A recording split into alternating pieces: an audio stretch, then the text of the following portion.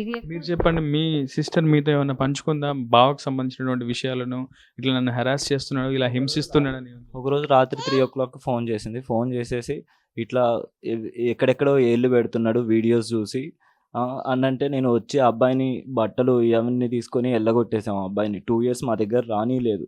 రానీయకుంటే మేము మంచిగా ఉన్నాం. మా చెల్లి మా దగ్గర మంచిగుండేది. జాబ్ చేసుకునేది మంచిగా. తన 2 ఇయర్స్ 2 ఇయర్స్ లీడ్ చేసింది. తన గుడ్ లైఫ్ లీడ్ చేసింది ఆ అబ్బాయిని పెట్టుకొని.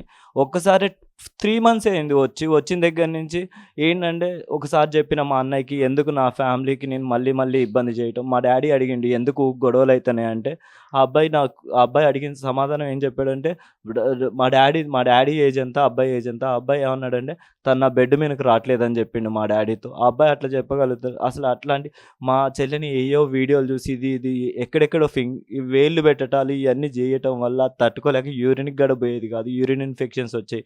మేము వద్దని చెప్పినాం. నేను ఒకసారి గొడవలకు కూర్చున్నప్పుడు నేను చెప్పాను, నాకు ఇష్టం లేదు నేను రానంటే, ఇట్లా కాదు సంబంధాలు విడిపించుకోకూడదు, కలిసే ఉండాలి పిల్లలు అని చెప్పేసి వీళ్ళే మాయమాయగా మా చెల్లెని మళ్ళీ కలిపారు. 2 ఇయర్స్ అది మంచి లీడ్ చేసింది. తను మంచి బ్యూటీషియన్ కాడ మంచిగా ఉండేది తను. కానీ వీళ్ళే చేసిన వల్ల మ్యారేజ్ అని చెప్పి తన్ని ఆగం చేసారు. మా చెల్లి మంచి బ్యూటీషియన్, మంచిగా ఉండేది, అందరితో మంచిగా ఉండేది ఆ అబ్బాయి. ఒక్కసారి వీళ్ళు ఆ అబ్బాయి ఎట్లా అంటే, మా సొంత అత్త వాళ్ళ ఇంటికి వెళ్ళినా కానీ శారీ కట్టుకొని ఇచ్చేది కాదు. శారీ కట్టించుకుంటే నేను నడుము ఊపడిద్ది అని చెప్పేసి మా అమ్మని కొట్టనీకి వచ్చేది. హాస్పిటల్లో జాయిన్ అయిన తర్వాత కూడా తను ఇంతవరకు వాళ్ళు చూడనీకి కూడా రాలేదు. ఏ తప్పు చేయని హస్బెండ్ ఆ అమ్మాయితోనే కలిసి ఉంటాడు కదా, నా భార్యని నేను చూసుకుంటా అని చెప్పేసి ఇంతవరకు ఆ అబ్బాయి రాలేదు. ఆ అబ్బాయి ఒకటే అనేది, నేను ఆ అబ్బాయికి నేను మంచి వాచ్ కొనిచ్చి నేను నా బ్రదర్ లెక్క చూసుకుంటున్నాను, మా సిస్టర్ని మంచిగా చూసుకో, మా రిలేటివ్స్ అబ్బాయినే ఇచ్చి పెళ్లి చేసినాం. బయట వాళ్ళు బాగా నమ్మకంగా లేరు ఈ రోజులలో. సరే రిలేటివ్స్ని చూసి చేసుకున్నాం. మా ఇంట్లో పెరిగిన అబ్బాయే. వాళ్ళ సిస్టర్స్కి కూడా మా డాడీయే మ్యారేజ్ చేయించారు. వాళ్ళకి హెల్ప్ చేసిండు, మ్యారేజ్లో అన్నిటిలో హెల్ప్ చేసిండు.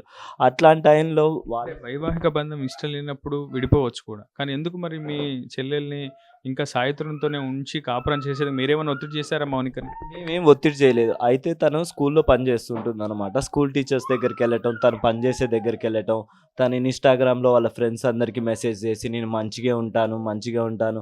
స్కూల్కి వెళ్ళి ఒకరోజు వాళ్ళ మేడం కాళ్ళు పట్టుకొని, మేడం నేను మంచిగా ఉంటా మేడం, ఈసారి ఒక్కసారి ఛాన్స్ ఇవ్వండి అంటే మేము అప్పటికి చెప్పామన్నమాట.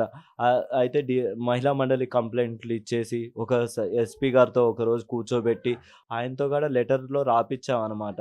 ఈ అబ్బాయి మంచిగా ఉండాలి, ఆ అమ్మాయి వాళ్ళ ఇంటి దగ్గరనే ఉండాలి, నువ్వు పెళ్ళైన 4 ఇయర్స్లో ఆ అమ్మాయిని వాళ్ళ అత్తగారింటికి మేము పంపలేదు. ఎందుకంటే అక్కడ అమ్మాయి మంచిగా ఉండలేకపోయింది. అందుకని ఆ అబ్బాయికి చెప్పాం, నీకు నీ భార్య కావాలి అంటే మా దగ్గరనే ఉండు, మా కళ్ళ ముందు ఉండండి. ఆనందంగా ఉన్నారనుకోండి, ఒకరోజు ఆనందంగా ఉంటే మేమే పంపించేస్తాం అమ్మాయిని ఎక్కడికైనా.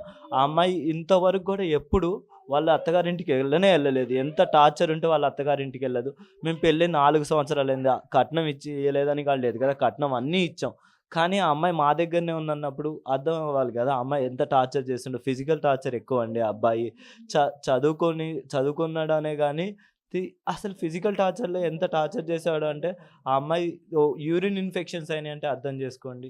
యూరిన్ ఇన్ఫెక్షన్స్ అయ్యాయి. ఆ అమ్మాయి ఎటు వెళ్ళలేదు కాదు, ఎటు రిలేటివ్స్ ఇంటికి పంపించేది కాదు. అమ్మాయి ఎక్కడికైనా బయటికి వెళ్ళి ఫోటో పెట్టిందంటే ఎవరితో వెళ్ళినావు ఏందనేవాడు. ఇప్పుడు మా సొంత రిలేటివ్స్ ఇంటికి వెళ్ళినా కానీ అక్కడికి వెనక ఫాలో అయ్యాడు. ఆ అబ్బాయిని మేము 2 ఇయర్స్ వద్దన్న తర్వాత 2 ఇయర్స్ ఆ అమ్మాయిని ఫాలో చేస్తూనే ఉండేది. అమ్మాయి స్కూల్ దగ్గరికి వెళ్ళేది, వాళ్ళ టీచర్స్ని. అంటే మీ బావ కూడా విషయం తెలిసిన తర్వాత, మౌనిక మరణ వార్త తెలుసుకున్న తర్వాత అతను కూడా ఆత్మహత్య యత్నం చేశాడని చెప్పి తెలుస్తుంది. అతను కూడా ఎలుకల మందు ఏదో తీసుకున్నాడని, ప్రస్తుతం ఆయన పరిస్థితి కూడా విషమంగా ఉందని చెప్తున్నారు. ఎంతవరకు వాస్తవం? అది వాస్తవమే కాదండి. ఎందుకంటే మా సొంత బాబాయి ఆ ఊర్లోనే ఉంటాడు. తన ఇంటికెళ్ళి సామాన్లు తీసుకొచ్చిన అబ్బాయి నెక్స్ట్ డే వీల్ చైర్ మీద ఎలా వచ్చాడండి? ఖమ్మం నుంచి ఇల్లెందు ఎంత దూరం ఉంది, పాతలింగాలు ఎంత దూరం ఉంది, అక్కడి నుంచి వాళ్ళ పేరెంట్స్ వితిన్ 10 మినిట్స్‌లో ఎలా వచ్చారు? నాకు దానికి జడ్జిమెంట్ కావాలి. ఎందుకంటే తాగిన 5 నిమిషాల్లో వాళ్ళ పేరెంట్స్ హాస్పిటల్ ఎట్లా రీచ్ అయ్యారు? రీచ్ అయిన తర్వాత అబ్బాయి మా సిస్టర్ పైనుంటే వాళ్ళ పేరెంట్స్ ఎందుకు వచ్చి చూడలేదు? ఆ అబ్బాయిని తీసుకొని ఎందుకు వెళ్ళిపోయారు? మేము జాయిన్ చేసింది సూపర్ స్పెషాలిటీ హాస్పిటల్‌లో. సూపర్ స్పెషాలిటీ హాస్పిటల్ నుంచి ఆ అబ్బాయిని ఎందుకు తీసుకొని వెళ్ళిపోయారు? ఏదన్నా విషమం ఘటనపై మీరు పోలీసులకు విషయం చెప్పారా? ఫిర్యాదు చేశారా? పోలీసులు ఏం చెప్తున్నారు?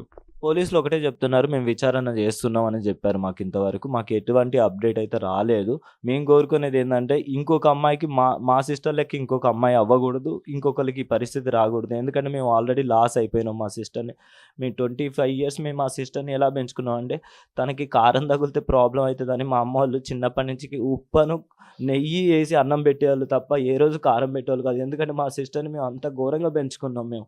మా అమ్మమ్మ గాని, మేము గాని ఎవరైనా గాని తనకి అసలు చిన్న లోటు కూడా వచ్చేది కాదు. నన్ను చూసి తను బ్యూటీషియన్ నేర్చుకొని ఖమ్మంలో టాప్ బ్యూటీషియన్ అయింది. మేకప్స్ చేయనీకెళ్ళినప్పుడు కూడా మేకప్స్ వెనక ఫాలో అయితూ అనుమానిస్తానని చెప్పి ఆ ఫీల్డ్ కూడా వదిలేసి టీచర్ ఫీల్డ్‌కెళ్ళింది. టీచర్ ఫీల్డ్‌కెళ్తే ఆ టీచర్ ఫీల్డ్‌కెళ్ళి స్కూళ్ళ దగ్గరికెళ్ళి ఇబ్బంది పెట్టేది. టీచర్‌లని ఇబ్బంది పెట్టేది. మేడం మౌనిక అని మాట్లాడిపోయి అప్పటికి వాళ్ళు కూడా చెప్పిర్రు, "అమ్మా నువ్వు మంచిగుంటేనే అమ్మాయి వస్తది. నువ్వు మంచిగుండమ్మా" అంటే తను జాబ్‌లెస్ చేసేది. జాబ్‌కెళ్తున్నా అని చెప్పేసి వాళ్ళ అమ్మ వాళ్ళ ఇంటికెళ్ళేది. కూర్చునేది.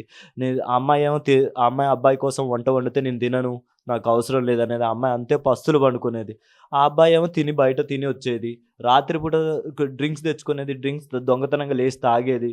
ఆ అబ్బాయి సిగరెట్లు తాగేది. ఆ అబ్బాయి ఎట్లా అంటే ఆ అబ్బాయి ఫిజికల్‌గా, మెంటల్‌గా ఆ అమ్మాయిని ఎలా చాలా ఇబ్బంది పెట్టిండు. తల్లిదండ్రులకు చెప్పుకోలేని ప్రాబ్లమ్స్ ఏంటంటే ఆ అబ్బాయి సెక్స్ వీడియోస్ చూసేది రాత్రిపూట.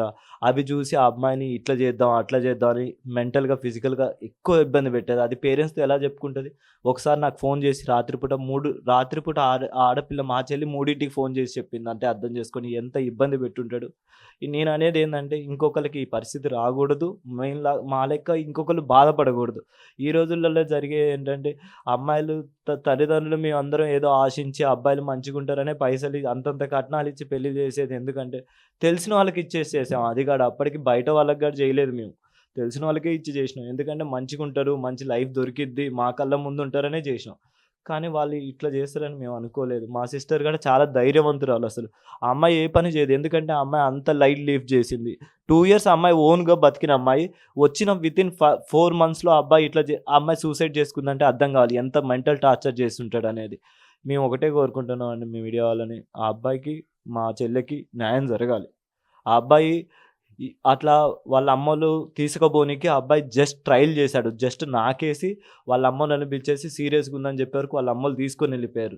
ఆ అబ్బాయి చనిపోయిన తర్వాత ఒక్క రోజు కూడా ఆ అమ్మాయి చనిపోయిన తర్వాత అసలు చూడనీకి రాలేదు. వాళ్ళ పేరెంట్స్ చూడనీకి రాలేదు. మళ్ళీ అసలు ఏం జరుగుతుందని కనుక్కోలేదు.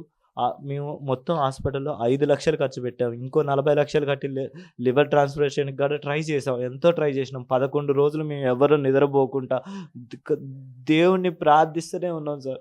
ఎంత ట్రై చేసినా గానీ మా చెల్లి బతకలేదు. మా చెల్లి లాస్ మాకైతే రాదు. మేము కోరుకునేది ఏందంటే ఆ అబ్బాయికి అసలు ఎందుకు ఇలా చనిపోయింది? న్యాయం కావాలి మాకు. మొత్తంగా మౌనిక కుటుంబం అయితే కంటతడి పెడుతుంది. వాళ్ళంతా కూడా శోకసంద్రంలో మునిగున్నటువంటి పరిస్థితి కనిపిస్తుంది. ఇప్పటికే స్వగ్రామం లింగాల్లో కూడా విషాద ఛాయలు అలుముకున్నాయి. 25 ఏళ్లకే 100 ఏళ్ల నిండు జీవితాన్ని ముగించేసినటువంటి మౌనిక బలవడానికి గల కారణాలు ఏంటంటూ కూడా వాళ్ళు సమాజాన్ని ప్రశ్నిస్తున్న పరిస్థితి. ఇప్పటికే ఈ అంశంపై పోలీసులకు కూడా ఫిర్యాదు చేశారు. పోలీసులు కూడా కేసు నమోదు చేసి లోతైన దర్యాప్తు చేపడుతున్నారు. అసలు మౌనిక ఎటువంటి వేధింపులకు గురైంది? శారీరక, మానసిక వేధింపులకు భర్త సాయి తరుణ్ ఏ విధంగా గురి చేశాడు అనే అంశానికి సంబంధించి కూడా ఆధారాలు సేకరిస్తున్నారు. ప్రస్తుతం మౌనిక అంత్యక్రియలు కూడా ఖమ్మం నగరం, సారథి నగర్‌లోనే చేశారు. ప్రస్తుతం కుటుంబ సభ్యులంతా కూడా ప్రస్తుతం తండ్రి, తల్లి, సోదరుడు కన్నీరు మున్నీరుగా విలపిస్తున్నటువంటి పరిస్థితి కనిపిస్తుంది. కేవలం 2 ఏళ్ల కుమారుడు లువిక్ బాధ్యతలంతా కూడా పుట్టింట్లోనే వదిలేసి తనువు తాళించేసింది మౌనిక.